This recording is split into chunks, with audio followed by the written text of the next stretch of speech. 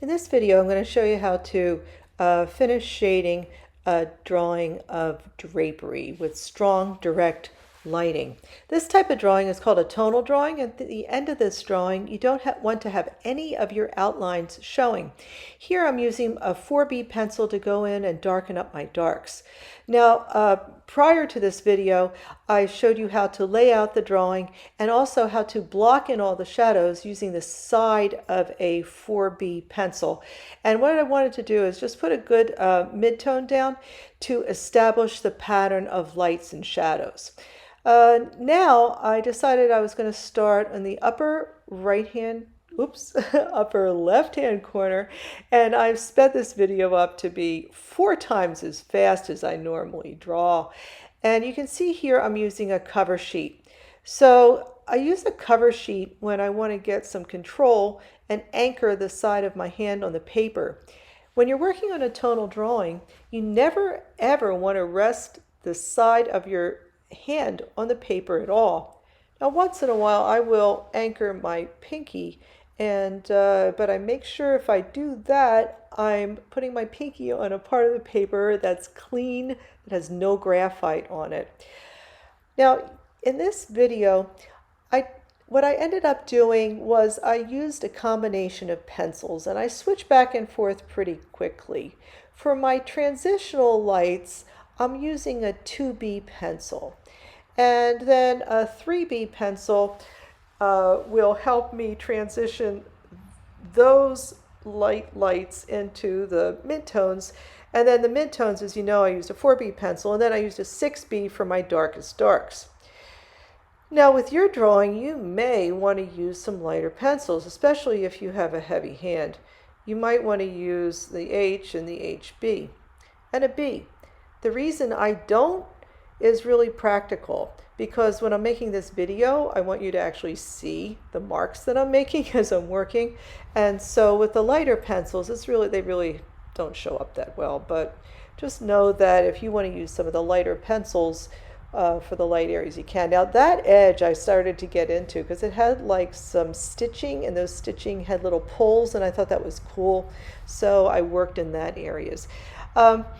In this drawing, I have like a few small little focal points, like that edge I was definitely into with the little pulls and gathers that it had. Now I'm getting the edge of the cast shadow clear and dark. I'm using a 6B pencil. Now this part of the shadow is the darkest, right where the right under the form. And you might remember it's called the umbra. So shadows have different values. The ones that are closest to the form are the darkest, and then the ones that are a little bit further away are a little bit lighter. So I am showing then this drawing a couple different values in my cast shadows. The other thing that you have to be really aware of as you're working on your drapery drawing are the edges of your shadows and the edges of your folds. You're going to have some edges that are going to be crisp and clear, and other areas that will be soft and fuzzy. Here, I'm using an eraser to erase my lights, and I'm pushing some of the values around a little bit. I wasn't 100% satisfied with how I had it laid out, so I was just shifting some of the values. And know that as you're, continue to work on your drawing, you're going to do that. Feel free to make changes. Use an eraser, push things around. It's a drawing. Show it who's boss. All right, so now we're just working up some of those the edge of that shadow. I wanted it to be soft and fuzzy. And here I am just laying down a light value, probably with a 2B pencil. The only parts of your paper that you want white are the lightest lights. I'm going to repeat that. That's important. The only parts of your paper that you're going to leave white are your lightest lights. Now, I discovered also that when I stand up, I block some of the light, and then the paper gets a little glary. So for the rest of the video, I try to sit down. But I think, you should feel free to stand up as you're working on your drawing, because sometimes it's just easier to get the right angle.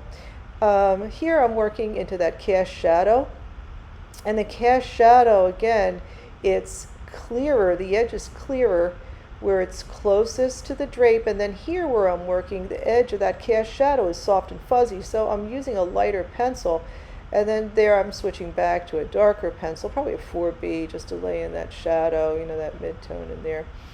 And here I want to get that part really, you know, a lot darker. So within the shadows, you're going to have variations, okay? So in this way of drawing, where you block in all the shadows using a mid-tone, it's great because it establishes the pattern of light and shadows, as I've said before.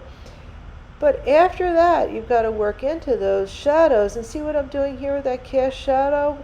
It's darker and clearer on the upper left, and then it gets softer and fuzzier as it comes down, and there's some reflected light in there as well.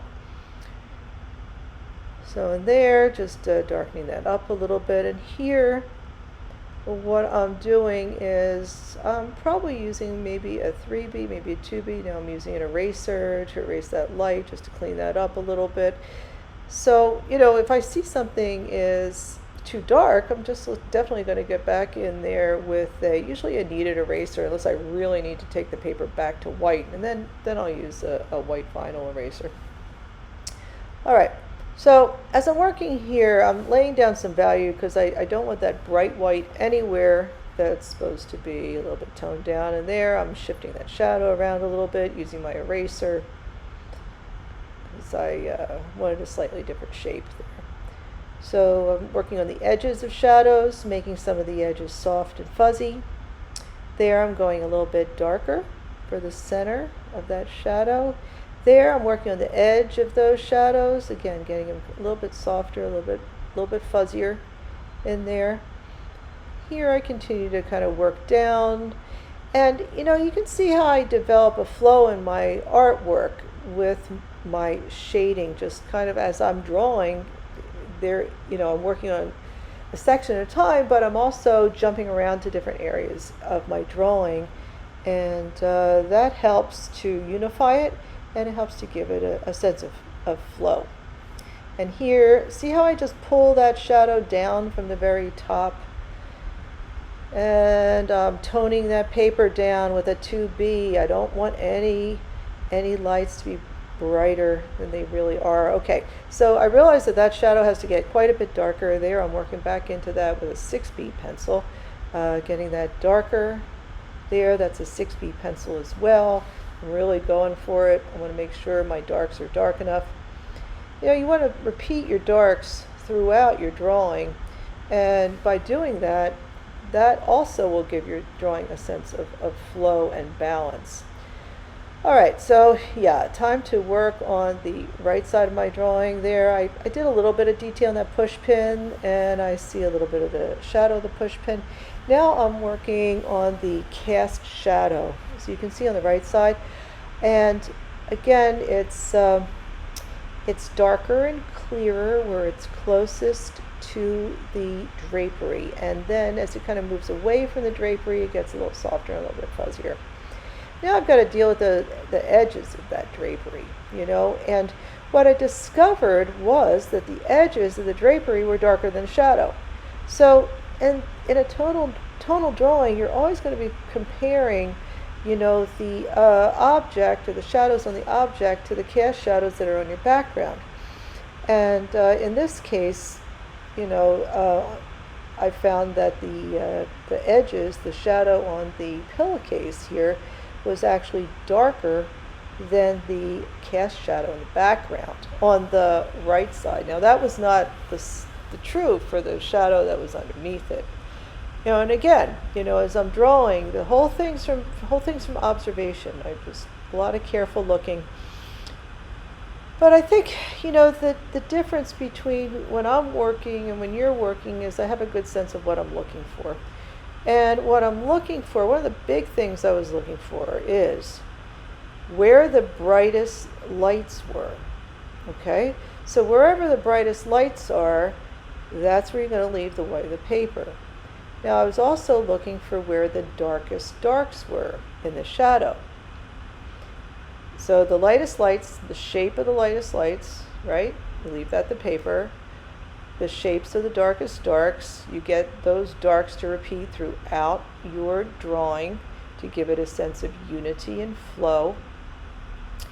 And the other thing I was looking at was the edges of the actual drapery as well as the edges of the shadow, always asking myself, are they sharp and clear or are they soft and fuzzy? Okay, if they were soft and fuzzy, I would get in there and use a 2B pencil and kind of shade lightly with a very light touch and make them a little lighter there. Here I'm again working on that bottom edge of that drapery after discovering it's going to be darker. And I'm going a little bit darker. I decided that needed to get darker here. Now, I'm nearing the end of my video. And what I did after this was I took a good step back. I looked at my drawing. I realized where it needed to get darker. And I also realized some areas that I hadn't dealt with yet. You could probably see the sort of the bottom right.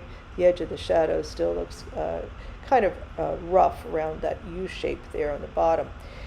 And so after the video ended, I did go back and I worked on it back and forth for a little while. Now, one trick that I did was I took a photo of my drawing and I compared it. I held my phone up and I compared it to the actual drapery, and that helped me see where I needed to get lighter, where I needed to get darker, and where I needed to, kind of blend the edges of some of my shadows. So that's how I checked my own drawing, by taking a photo, holding it up to the actual drawing, and there it is. That's my completed drawing of the drapery, done in graphite.